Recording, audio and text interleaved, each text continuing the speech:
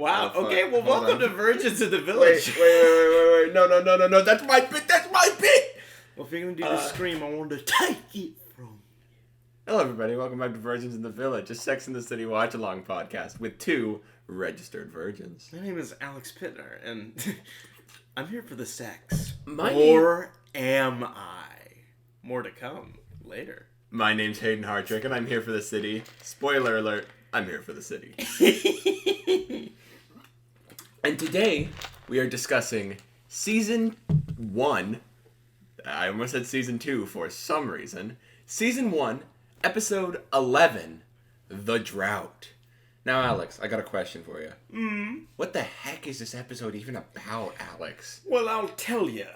In this episode, written by Michael Green and Michael Patrick King, directed by... Double Michaels. Yeah, Double Michael.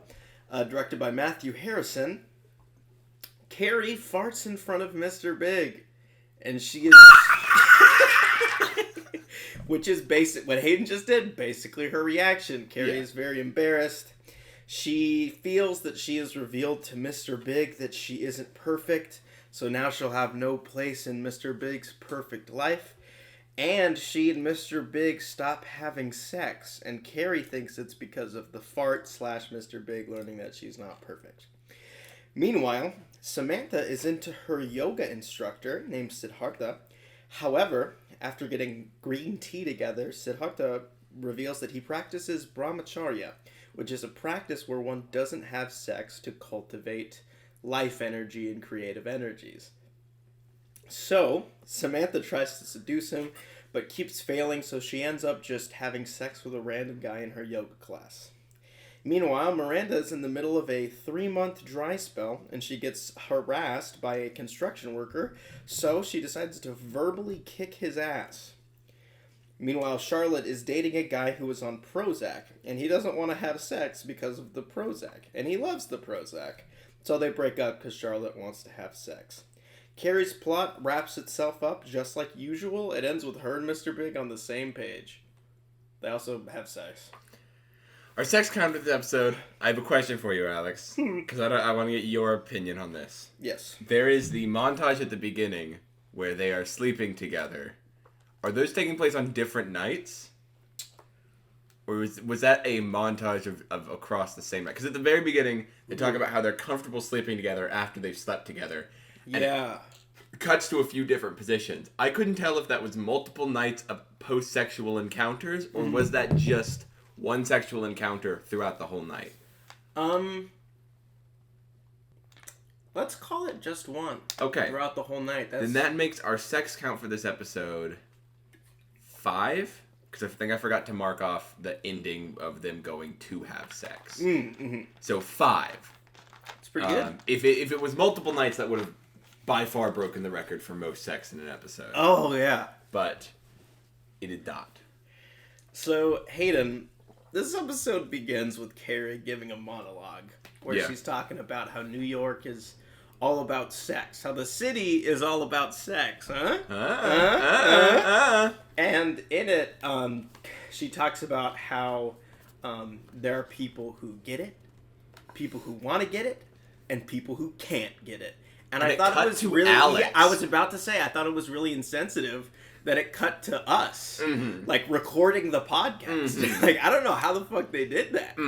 It was wild. Yeah. But for real, though, I feel bad for the guy that they zoomed in on for that. I want a whole show about that guy.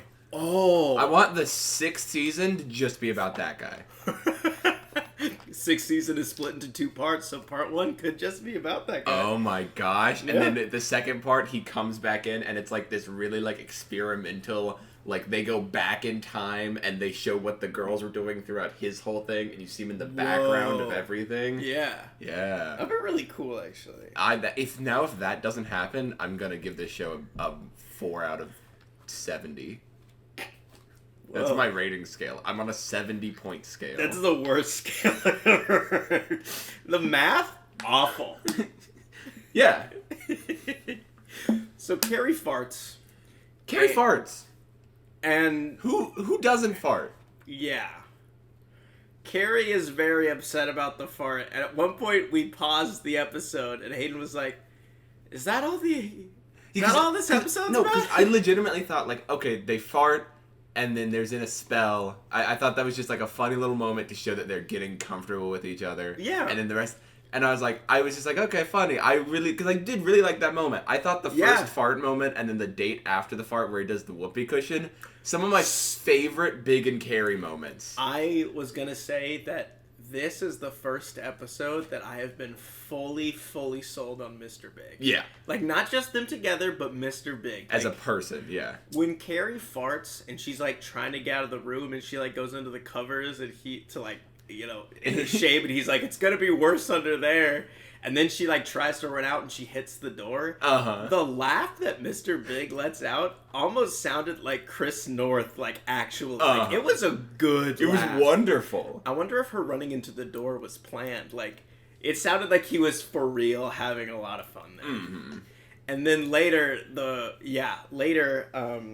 date. They're having Chinese food and she asks for duck sauce. And Big asks for duck sauce, and Carrie gets up to get it, and before she sits back down, he puts a whoopee cushion down, and she sits on it, and he lets out just the most genuine laugh. Yeah, I gotta give it to Chris North. It was such a great episode for Big. It really was. And then the fart just was the entire episode. Yeah. Which I get it, because I think it makes sense in Carrie's character to micro-focus on one thing. Yes, and it was also that, it wasn't just the fart, because later Miranda, she's like, I farted, and Miranda's like, are you still on this? And the fart's just like what makes her think that she's like, I've revealed to Mr. Big that I'm not perfect. Uh-huh. Which is, yeah, I mean, that's a reasonable struggle, though, to be afraid of or needing to be perfect. Like, I think I actually did cycle. I went, beginning of the episode, loved the fart. Yeah. Middle of the episode, well, I don't want loved the fart. Yeah, what do you mean loved the fart?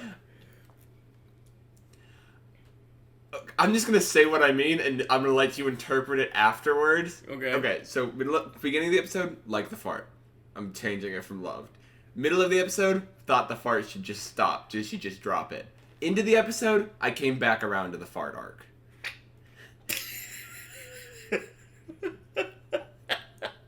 So but is this not the fart arc episode? It is. So I'm going to put that on your tombstone. I came back to the fart arc. It was a good arc. I thought was, though. Once they revealed the deeper meaning behind the fart, it made me like the fart again. Because originally I was like, I don't want a fart episode. And then the fart episode ended up being a good episode. I actually really liked this episode. Oh yeah, it's definitely up there for. I don't think it, because I 3 I think still is my favorite. But I mean this is definitely up there. I agree. I feel like if we're putting it in tiers, like the Holofencer episodes are S tier. I mean, Holofencer is a genius when it comes to the show. And this episode was like A tier. Yeah. Like, it was really good. I really enjoyed it. Yeah, no, I don't know if anything will ever beat 3, because 3 is the episode that made me, like, actually start, like, enjoying the show. Yeah. I'm hopeful. I think there will be episodes that beat 3. I hope so. I mean, Nicole Holofencer got some more episodes. Yeah. And we're going to get her on the podcast. We will. I promise. We need help. But, so if you know Nicole Holofencer, just, like, DM us and make that connection for us, baby. So, there's the interstitial in this episode. Oh my gosh, the interstitial. It's talking about people and their sexual habits, right? And it cuts to this one guy, and he's like, I have to jerk off 3 times a day just to get through the day. Some people take coffee breaks. I take jerk-off breaks.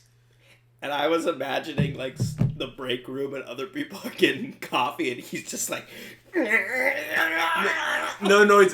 He's just going... Hey, Mark, how's your coffee? I mean, it's, sorry. Oh, I'm just... Sorry, I'm done. I gotta get back to work, man. You climax so silently and without reaction. Yeah, you gotta do it when you're... I don't want to disturb the boss. His office is right down there. Right down a hallway? Yeah. He's gotten on to me before. When I first started here, I was high energy screaming in the break room, and he had to come out and be like, I'm on a conference call. Wait. So you were so high energy and screaming that the boss told you to start jerking off so that you would be more mellow? No, I was jerking off in the conference room, double-handed, and my mom's gonna love this bit.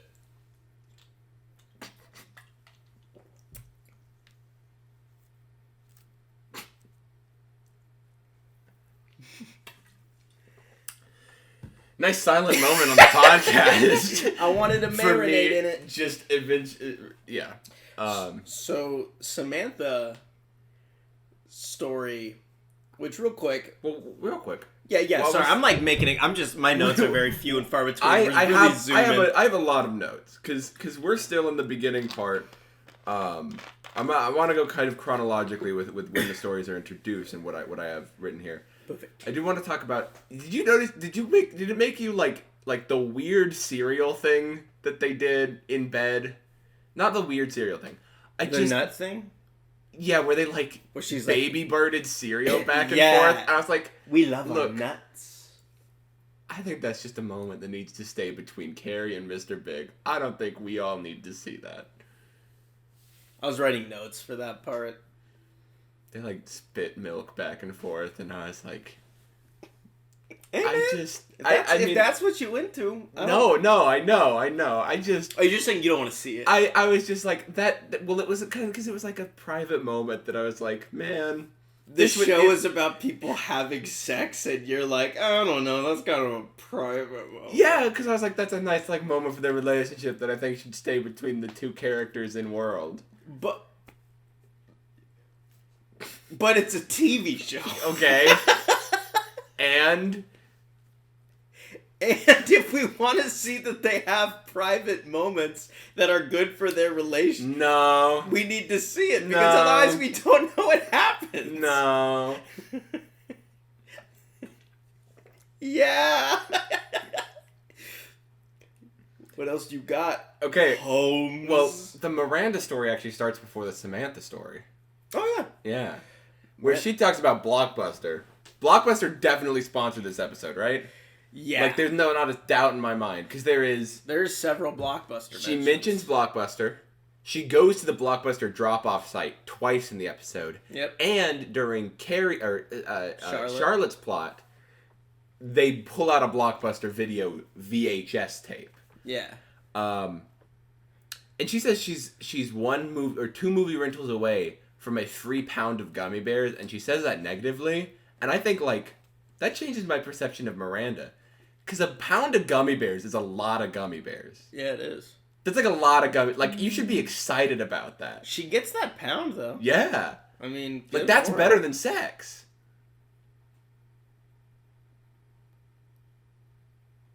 A pound of gummy bears.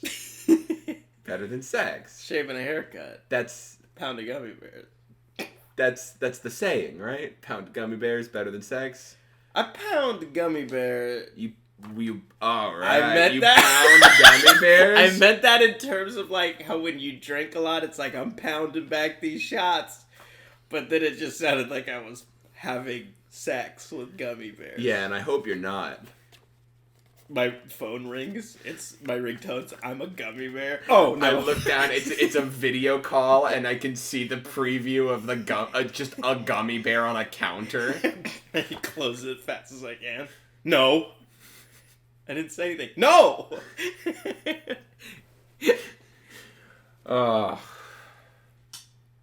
Fart. I wrote a lot about you can see my arc with the fart here. Because I was like, I kind of thought the fart would be smaller. The fart is truly not that big of a deal. It's a fart. Yeah. But it wasn't just a fart.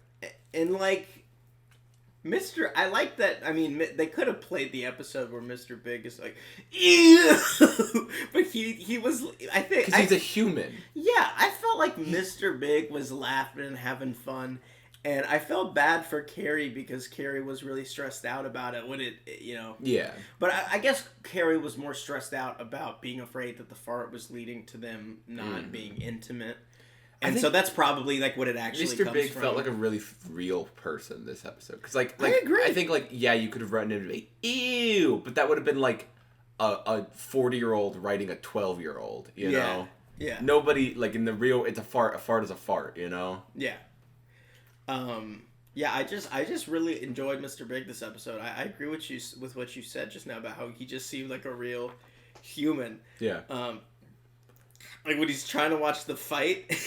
and Carrie's trying to make out with him, and he's like, come on, get up. Jesus, Carrie, get up! I like when they're kissing, he's like, and he's like, sees a big play on TV, he's like, he's like super excited. It was a good fight. No, I really like Big this episode. Me too. I really like Big this episode. Yeah, thought it was great. Really quick, since we're on the topic of Big. Big. Do you want to talk about something? Oh, are you referring to... The thing that we saw after the episode. I realized... In the first episode of this show, I said that my perception of the show was that one of the few things I knew that there was a character named Mr. Big whose dick was so big that he had trouble being in relationships and had trouble navigating the world of love, right? Mm-hmm. Which is not true. Yes. When we ended this episode, there was a More Like This section, and one of the suggested shows was a show called Hung. And in it, there is a guy in bed with some, what I assume are, at the very least, other people. And nobody has 8 legs. Yes. And that guy is who I thought Mr. Big was. So, the big dick of Navigating the World of Love, that's a different show. Yeah. Like, when I looked at that guy, like, that was the image of Mr. Big that I had in my head before watching the show. I don't even know when Hung came out. Like, if it came out this year, I'm gonna be like, what the fuck? But yeah, I thought that was like a cool realization. So that kind of came full circle. Yeah. Yeah. Now moving on to Samantha's plot. Yes. I said we need Mr. Celibate on the podcast. Just like that character. We need to pull him out of fiction and put him on this podcast. I was about to say, I think that Mr. Celibate is already on the podcast, and he's named Hayden Hardrick and also Alex Pittner. So, he's talking about Brahmacharya. Yeah. This is a big episode for me because two of the major plot points directly relate to things in my life. Uh-huh. I have a past of being like a Nofap guy. Yeah. Like, you know, like the Reddit people who don't masturbate. Yeah. But not like the kind of person that's like, I've ascended to a new style of living from not fap. Like, because you've talked to me about the people on Nofap that are like, I haven't masturbated for 4 years and now I can see through time. Yeah, all the top posts on Nofap are like, this is why I'm leaving this subreddit. And there's like so many things. I mean, the one that I always talk about is a dude that's like, I haven't masturbated for 2 weeks and now I have ESP. I was like, what? But I actually like know all about Brahmacharya, or at least a version of it that I was taught, which is where, I mean, obviously I wasn't having sex already. Which, again, more on that in a little bit once we get to Charlotte's plot. Yeah. But it's also where you don't masturbate. And the idea is that because, like, semen creates life, this is the version I was thought, I could be wrong, that it's like biological life energy, right? And life energy is associated with like creativity and enjoyment and stuff. So by not having sex and not masturbating, you are cultivating or building up that life energy. So like, and so on it, and that's like a spiritual definition for it. But like biologically, I think it's like your brain has to figure out how to rewire the dopamine release, right? So honestly, when I have been on like my Nofap shit, like I do feel like I have more energy and more zeal for life. I'm not telling you what to do. I know I'm saying if you masturbate, you're wrong, you're bad. I'm not. All right, do what you want to do. But I, as someone who had a history of practicing the Brahmacharya, when he brought that up, I was like, oh no, this is my territory. No. Yeah, Alex, I do remember you specifically being like, I hate knowing things on the podcast and being able to talk about them in a deeper understanding than just what the episode presented. Yeah, you could talk to my old... Because here's the thing, is I'll go through phases where I'm obsessed with, like, life betterment techniques and life betterment YouTube. And that was one of the things, is I would go down a rabbit hole of YouTubers being like, you don't jerk off, you're going to have so much more, like, zeal for life. And I'm not saying that it's true. I'm not saying... I mean, it might have just been fucking... what's it called? Where just because... placebo. It might have just been placebo. But, like, when I was doing what he was talking about, the brahmacharya... Like, I did actually feel, like, more zeal for life and more energy and more creativity. I think it's maybe a bit of, like, you know that you are succeeding in a thing that you are setting out to do. And maybe I'm not saying it's not because you're not masturbating. What I'm saying is maybe there's an element of it that is because you are aware that you are succeeding at not masturbating. That is a constant positive that brings the rest of your life up. Yeah, it's so interesting because, like, yeah, I'll do, like, things like cold showers and, like, I'll go on, like, these super weird, like, life betterment from these, like, people on YouTube that are, like, doing, like, totally, like, weird stuff. But yeah, I know all about what he's talking about. And I thought that was such a funny thing that I never thought that I would end up talking about on the podcast. Yeah. Yeah, but people on... Here's the thing, though, is that, like, if that's... The people on the Nofap subreddit, a lot of them are like how I just described. They're like, I didn't masturbate on Wednesday, and I had my first 3-way on Friday. Like, it's like the most ridiculous stuff. Yeah. Yeah. But you want to talk about the other part that you related to in this episode? I'd love to. Because my next note says, yes, Kevin. Because Kevin is Charlotte's boyfriend for this episode. And he's introduced by Charlotte and Carrie are having dinner, and he's coming to dinner, and he arrives and sees the both of them, and he does a little dance where he goes puts both of his arms out and kind of like shimmies. Yeah. And I immediately was like, I'm on board with this guy. Whatever he says, I don't care what he says. He's a good character. When he did that, I was like, oh boy, that's me. Which, I'm gonna do this early.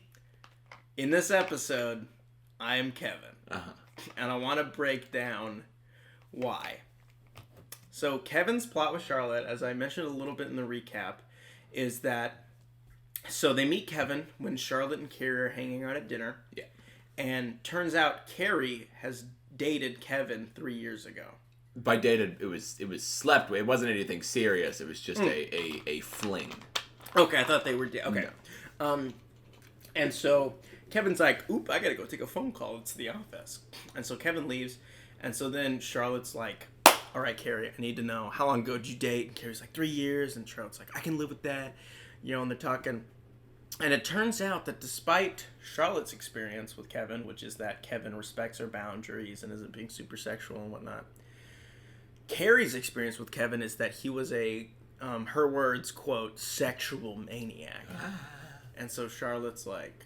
Yeah. Oh, God, what? So Charlotte starts...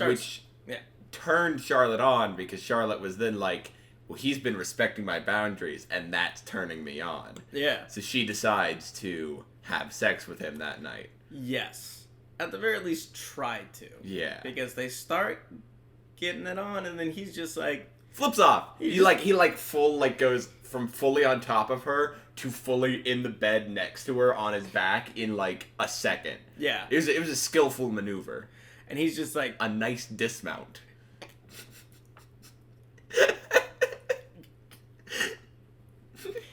Hayden's laughing at my horrified, disgusted face at what he just said.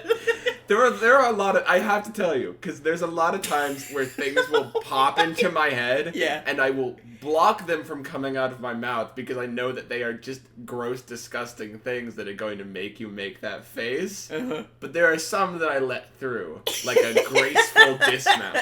It's funny to me though, because it's so like gross. You're like an Olympic judge like describing a gymnast. My favorite new Olympics category: dismounting Charlotte. Yikes. So after he dismounts, he reveals that he's on Prozac. Yes. Which is an antidepressant medicine, correct? Yes, it is. He talks about how he used to be Mr. Mood Swing. Mm-hmm. And how his dick is now like a taffy pull during sex. Yeah. So I have talked about with you how I'm not like a super sexual person. Yes. Like, that's just not something that's important to be in a relationship. Yeah. I've been on Prozac for a very long time. Uh-huh. Do you think it's because of that? Maybe. See, here's the thing, though. My dick's not a taffy. Well, yeah, but... Although I am pretty laughy. Oh, no. Oh, no, it's... Oh, no! My dick, it's like taffy. I can pull it. No! Oh, there's a little joke on it. There's a little joke here. There's a little joke here. If you move the wrapper on my little... I'm gonna let you take this one. This whole bit is yours. My little laffy taffy dick? I'm not gonna yes and. I'm not gonna add to this one. This is all you. What did the barber say when they got their haircut? Oh, what did he say? What did he say? I immediately abandoned all Here, hand me your dick. Let me see if I can read it. Okay. I immediately abandon all... What does it say? I ripped it off. He said... You did... I'd give you an A+, but you're off by a hair. He said, you only cut one of them. What are you gonna cut the rest of them? So I've been on Prozac for a while because I have depression. And so then I was like, maybe that's just how Prozac was in the 90s? So I Googled it during the episode. I was like, does Prozac cause, like, sexual, Like a reduced sex drive? Yes. Yeah. Yes, thank you. And the first thing was like, yeah, especially fluoxetine. Which is the type you take? That is the type I take. Well, so here's the thing. I take two types. This is what I thought was interesting. Was in an article that I was reading, it was like, if you're worried that fluoxetine, which I am on, affects sex drive, then talk to your doctor to get like other forms of antidepressants. One of them being bupropion. I am also on bupropion. And I think I have a higher dosage of bupropion than I do fluoxetine. But is the fluoxetine dosage enough to take away your sex drive? Yeah, but is the bupropion dose enough to affect that? I think next time you go to your doctor or your whoever prescribes your thingies, you should talk to them about that, and then bring it back up on the podcast. Because I'm actually like legitimately interested in this now. Yeah. Because medicine is like weird and like how like they mix, right? Yeah. Here's the thing though, is like I don't have like ED. Did the guy have ED? Because I don't have ED. Empty dick.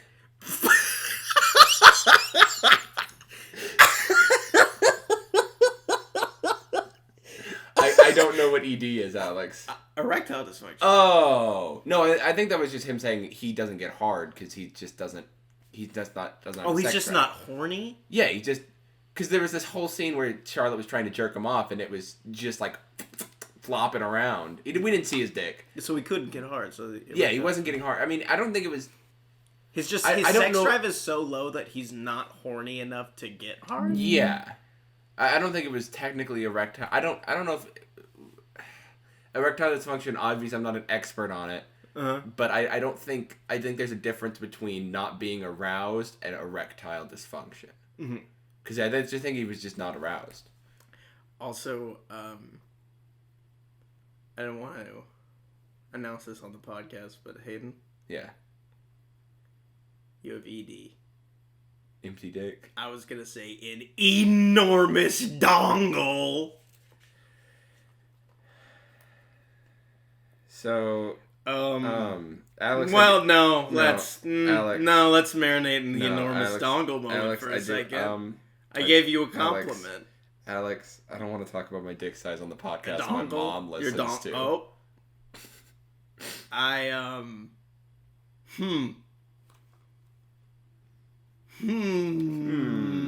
Now, I don't want to beat your family anymore. But the Alton Brown event! Oh no! I want to go to that so bad. And welcome back. We had to cut a little bit that we didn't like as soon as the bit happened. Yeah. So welcome back. It's my bad. No. Big thumbs up, Betty. Now question, Alex. Mm-hmm. So Miranda got catcalled in this episode and was able to turn around and basically she got in the guy's face because he kept going, I got what you want, I got what you need. Yeah. As she was dropping off her movie at Blockbuster. Yeah. Don't do that. Yeah. Don't do that. I was so scared because the construction worker was a good-looking dude, in my opinion. You thought they were going to reward it? I was so scared that they were going to reward it, especially, I mean, you know, we talk about, like, characters like Skipper and whatnot, where we're like, I don't like that people are getting rewarded for doing bad things, so I thought she was going to have sex with the construction worker, and I was like, oh, no. However, instead, they just have Miranda go up and be like, you got what I want? You got what I need? Okay, well, I need to get laid. All right, can we do that? What I want is to get laid. What I need is to get laid. Yes, exactly. And he's like, I'm married. I'm married. I just... And then she calls him, she goes, what a gavon. And I am waiting until right now to look up what a gavone is. How the fuck was it said? Gavone? That's what I spelled. What? Yeah, baby, you. Ooh. It is an Italian word meaning someone who eats too much and is a pig. Pretty apt description. He is a pig. He is a pig. So that's accurate. So, Miranda owned that guy. Yeah, it was great. Took him down a peg. And he tried to come back and be like, man, this one gets feisty when you... And it's like, fuck you, dude. Yeah, he tried to, like, save it, but, like, it was like, no, you suck. You're bad for this. But I think that, that just about wraps it up for this portion of the episode. Yes, indeed. Which brings us on to... Virgin segment! Ooh. You got what I need. I need to get laid. Did you know that I was doing a real song? Yeah. Okay. Yeah, I know the song. I was nervous. You didn't have No, I know. Okay. Again, no new emails this week. Was that motion? You sent me to cut? No, I was being like, no. I was trying to be like cool about being like, no new emails. No new emails this week, but if you do want to email us, we're always taking emails at Virgin's Village. It's at Virgin's Village is our Twitter. Yes. virginsinthevillage@gmail.com is our email. Send us an email. Talk about whatever you want. Indeed. We'll talk about it. But that brings us to our Virgin segment. I think I'm going to go first this week. Go for it. Yes. I want to talk about a little game that I refinished recently, which is Sekiro, Shadows Die Twice. Two. Yeah. Shadows Die Twice. Like the James Bond movie. You only live. James Bond, Sekiro, Shadows live twice. You only live twice. You only live once is the saying, Alex. But I believe the James Bond movie is called You Only Live Twice. James Bond YOLO. Oh. That's the full title of the official title of the movie. YOLO. James Bond YOLO.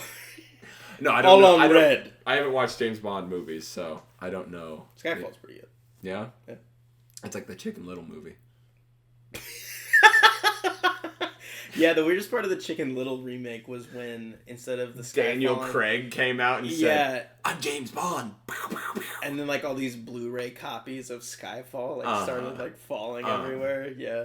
And they played, If You Want to Be My Lover, You Gotta Get With My Friends. Because that's the end credit scene of Chicken Little.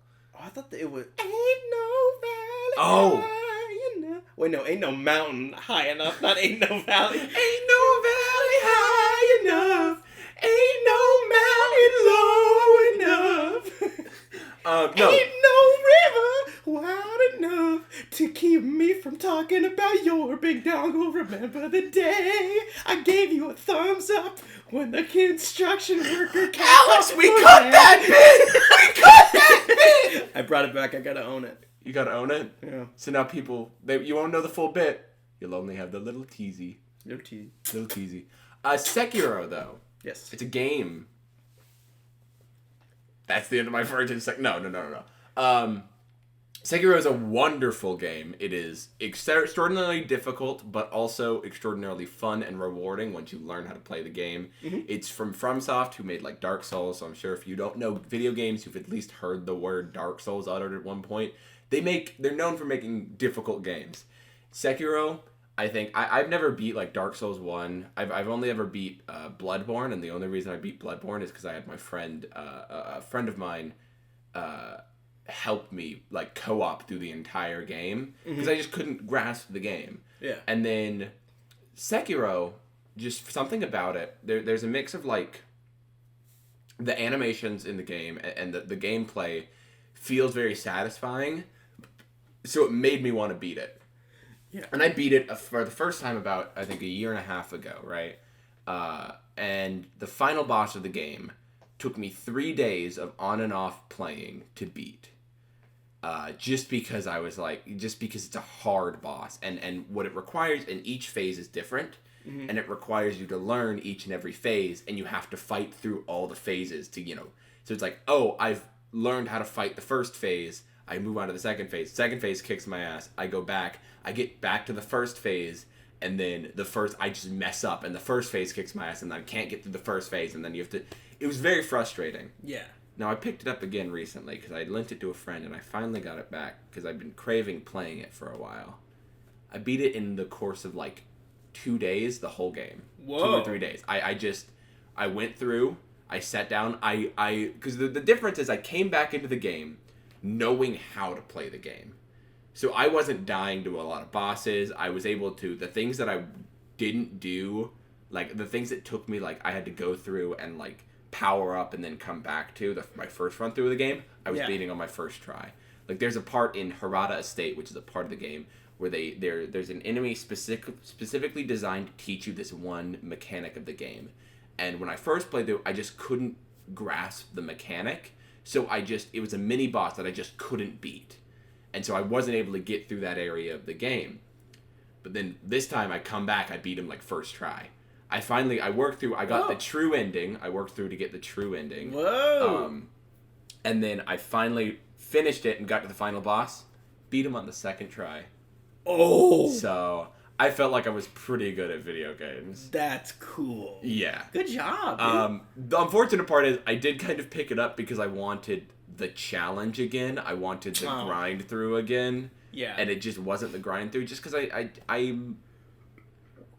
Not to toot my own horn or anything, but after you play the game, you're good at the game. You downloaded all the moves. You're at least... I'm not good... I don't want to say I'm great at the game, because I've seen people who are really good at the game, and they are really good at the game. Yeah. Like, I watched somebody do a no damage run, or somebody do like a no damage only deflect run, which is like, ugh. But I'm enough to like be able to competently play the game, and yeah.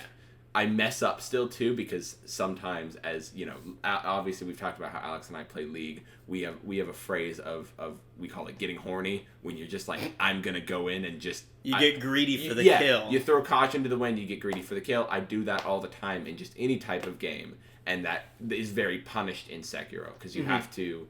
Everything needs to be calculated, which is why I love the game, because it's really fast paced, but it also engages your full brain while playing. You know. That's really cool. Yeah, I just love the game, and I haven't gotten the chance to talk about it yet, and I am lending it to another friend of ours, and I just, it's a really great game. If you haven't played it and you have access to it, it deserved the Game of the Year it won. I didn't know it got Game of the Year. I think it got Game of the Year. I don't remember. I know it got some big awards because it deserved it, because it's a great game, and I'm so hopeful that the second one comes out soon. Yes. But that's all I got. I don't have any bits about it. I just really like the game. That's awesome. It's so great. Yeah, big monkey throws poop at you. Big monkey. Big monkey. Big monkey. Big monkey. What I brought to the table was, so first off, Alex's music of the week. I'm changing it from song of the week to music of the week because I like albums. And we're going to talk about I just want to say this time it's the album Circles by Mac Miller. Mm-hmm. Talking to me about this last night. Yes, I was. Specifically, I'm going to say the song Complication, or Complicated, but I'm pretty sure it's Complication.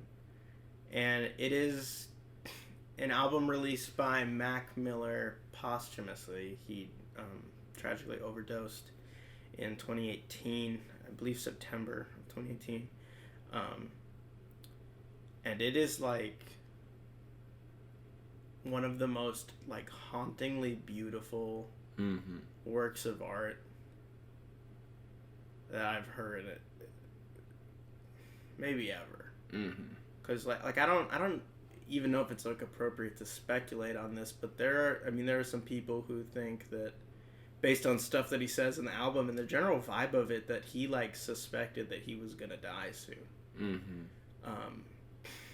And it's just a really beautiful project, and I would recommend everybody go listen to that.